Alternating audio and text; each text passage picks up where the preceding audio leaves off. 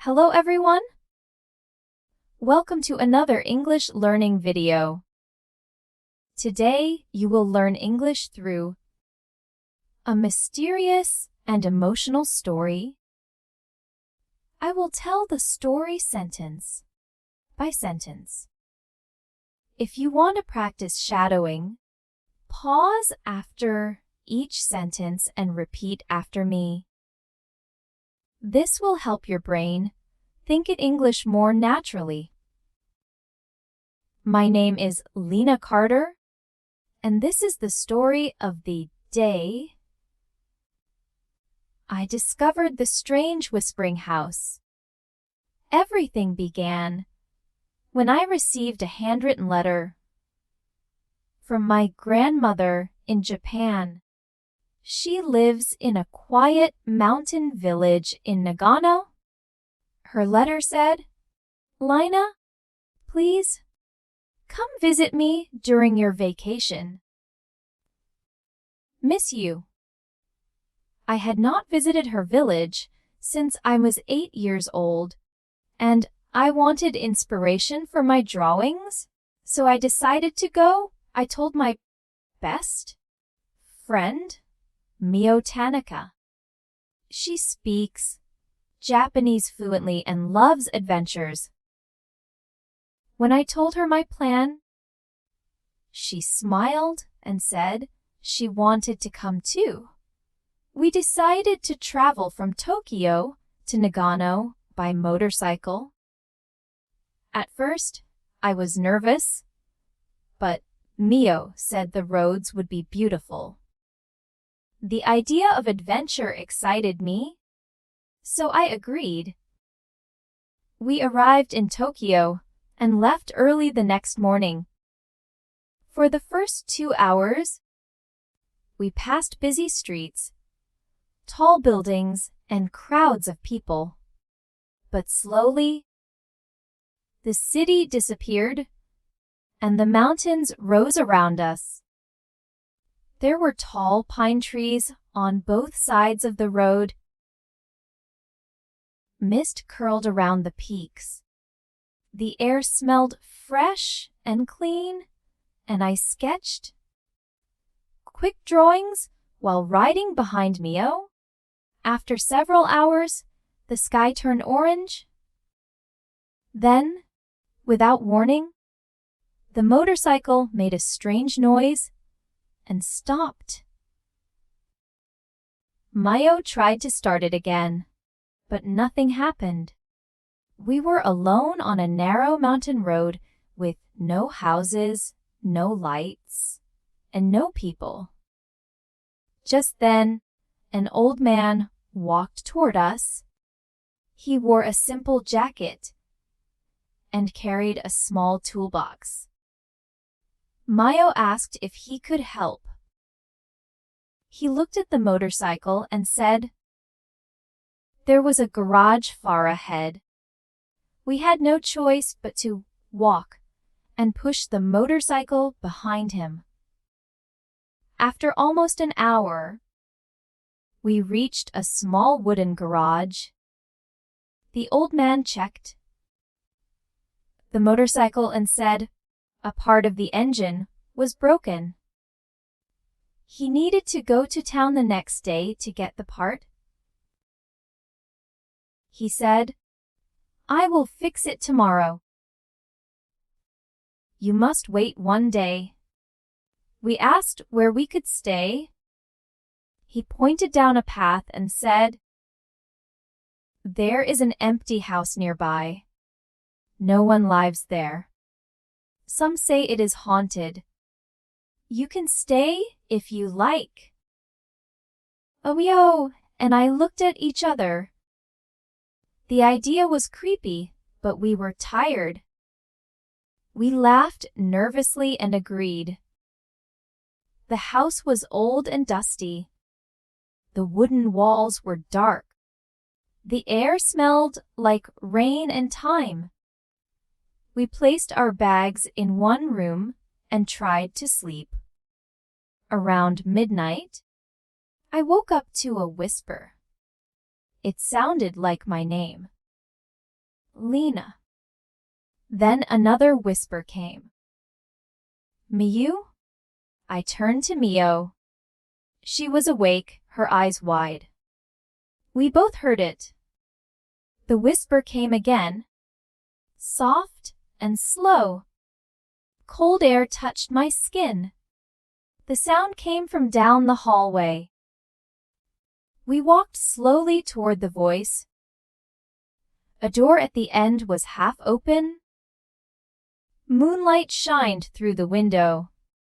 Inside the room, a woman in a white kimono stood, facing the window.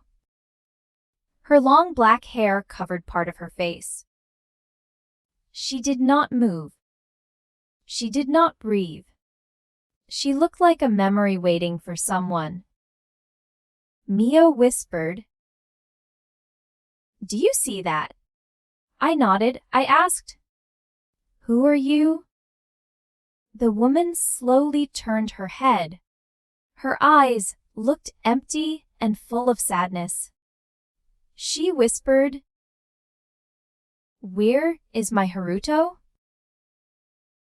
Before we could say anything else, a strong wind filled the room. We covered our faces. When the wind stopped, the woman was gone. We barely slept. In the morning, we decided to search the house. Upstairs, we found a wooden box filled with old photographs. One photo showed a young couple standing in front of this house. On the back were the names, and Haruto, 1982. We rushed to the garage and showed the photo to the old man. His name was Mr. Kenji. He sighed when he saw the picture and said, "You saw Aya, did you not?" He told us the story.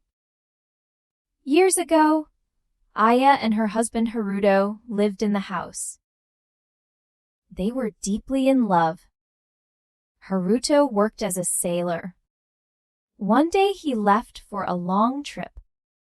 He promised to return soon, but his ship was caught in a storm. The ship disappeared. No body was found. No survivor was found. Aya waited for him every day, standing by the window. One day, she disappeared too. Some people believed her.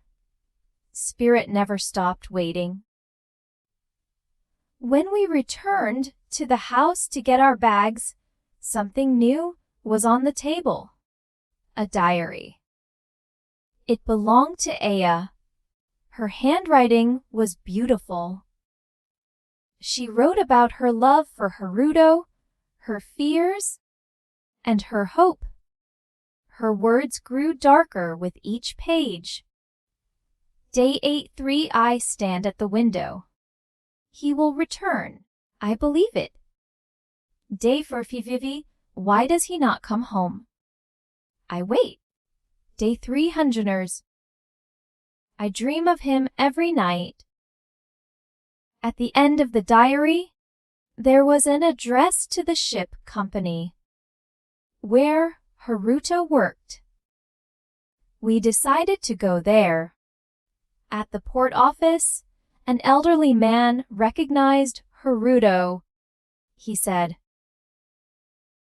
Haruto had written a final letter before leaving, but never sent it.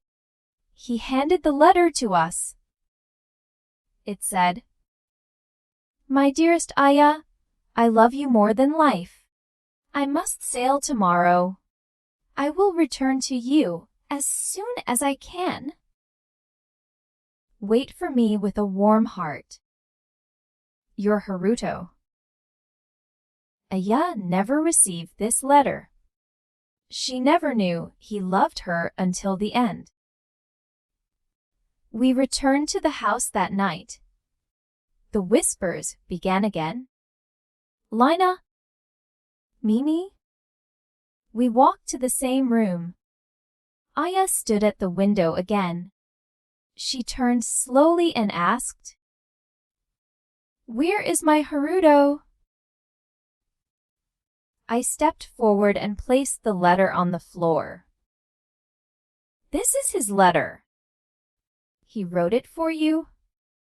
He loved you. He tried to come back." The wind rushed through the room. Aya picked up the letter. Her hands trembled. Her eyes filled with tears. Her face softened, finally free from confusion. A warm golden light surrounded her. She whispered, "Thank you. I can rest now." And slowly, she faded into the light. The room felt peaceful for the first time. The darkness was gone. The next morning, the house looked brighter. It no longer felt sad. It felt calm. We left the house and continued to my grandmother's village. She hugged me tightly when we arrived. I told her everything about Aya and Haruto. She listened quietly and said, "That is a story of deep love. You helped her spirit find peace. That is a gift." As I sat outside that evening, I realized something important. Love does not vanish. Love remains. Even when someone is gone, love whispers, "I am still with you." This journey stayed in my heart forever.